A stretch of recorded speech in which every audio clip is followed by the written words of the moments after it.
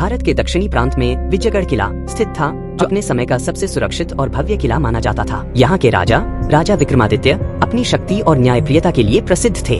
उन्होंने अपने शासनकाल में कई युद्ध जीते और विजयगढ़ को अजेय बना दिया। लेकिन राजा के जीवन का अंत एक भयावह घटना में हुआ, जिसके बाद से किला वीरान हो गया। किले की खौफनाक कहानियों ने इसे एक भूतिया जगह बना दिया और वर्षों से यहाँ कोई नहीं आया था। कई वर्षों बाद किले का असली वारिस आर्यन सिंह, जो अब विदेश में रहता था, अपने बेटे अनिकेत और पत्नी तारा के साथ भारत वापस आया। प्रशासन ने उन्हें विजयगढ़ किले की मरम्मत के लिए बुलाया था और आर्यन ने अपने पूर्वजों की धरोहर को बचाने का निर्णय लिया। तारा को इस किले के बारे में कोई जानकारी नहीं थी और आर्यन ने उसे ज्यादा कुछ नहीं बताया ताकि वह डर न जाए। विजयगढ़ किला अब एक खंडहर में बदल चुका था, लेकिन उसकी भव्यता अभी भी देखी जा सकती थी। किले के विशाल दरवाजे, जिन पर समय की धूल जमा हो चुकी थी, अब भी उसकी कहानी बयान कर रहे थे। जैसे ही आर्यन और तारा ने किले में कदम रखा, एक ठंडी हवा के झोंके ने उनका स्वागत किया।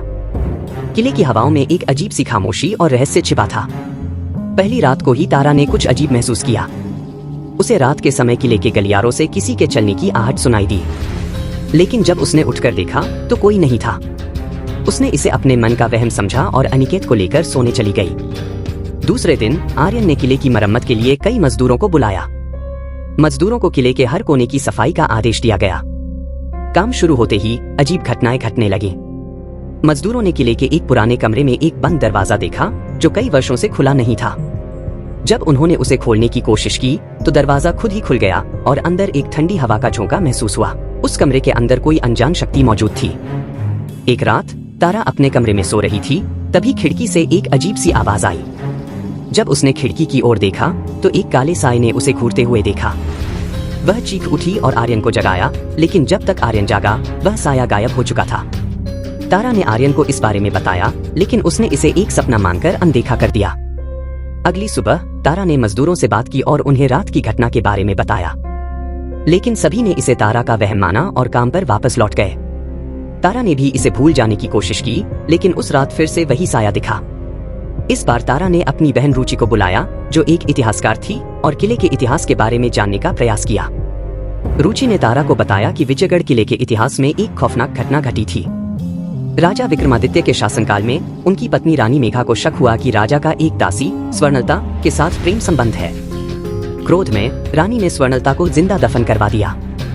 राजा विक्रमादित्य ने यह जानकर बहुत दुखी हुए और उन्होंने अपने ही जीवन का अंत कर लिया। उनकी मौत के बाद से ही किले में अजीब घटनाएं होने लगीं और किला वीरान हो गया।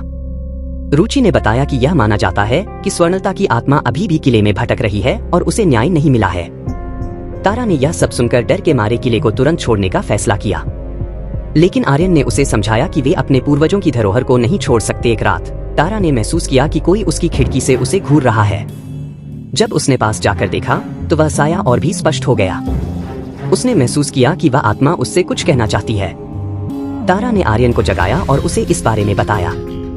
आर्यन ने अब इस पर यकीन कर लिया और वे तुरंत किले से निकलने का निर्णय लिया। आर्यन और तारा अनिकेत को लेकर किले से बाहर जाने लगे, लेकिन जैसे ही वे किले के मुख्य द्वार तक पहुंचे, अचानक दरवाजा खुद ब खुद बंद हो गया। वे फंस गए थे। तारा ने रुचि को फोन कर बताया और रुचि ने उन्हें सुझाव दिया कि वे किले के उस पुराने कमरे में जाएं जहां स्वर्णलता को दफनाया गया था। आर्यन, तारा और अनिकेत ने हिम्मत जुटाई और उस कमरे की ओर बढ़े। जैसे ही वे अंदर गए, उन्हें ठंडक का एहसास हुआ। कमरे के एक कोने में एक काले साए ने उन्हें घूरा।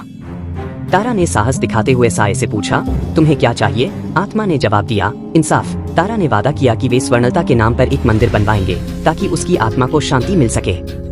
इसके बाद उस साए ने धीरे धीरे अपना रूप खो दिया और तारा ने महसूस किया कि किले का वातावरण अब पहले से हल्का हो गया था। अगले दिन वे किले से बाहर निकले और स्वर्णलता के नाम पर एक मंदिर बनवाया। विजयगढ़ किला अब भी खड़ा है, लेकिन अब वहाँ कोई भूतिया ताकत नहीं है। तारा और आर्यन ने किले का मरम्मत का काम पूरा कराया और अब वहाँ हर साल हजारों पर्यटक आते हैं। स्वर्णलता का मंदिर भी किले के पास स्थित है, जहाँ लोग आते हैं और उसकी आत्मा की शांति के लिए प्रार्थना करते हैं। लेकिन कहते हैं कि विजयगढ़ किले की दीवारों के अंदर अब भी कुछ अनकही कहानियां दबी हुई हैं, जो केवल उन्हीं को दिखाई देती हैं जो उनकी गहराइयों में झांकने की हिम्मत करते हैं। तारा और आर्यन ने किले को भूतिया कहानियों से बचा लिया, लेकिन किले का वास्तविक रहस्य अभी भी अनसुलझा है।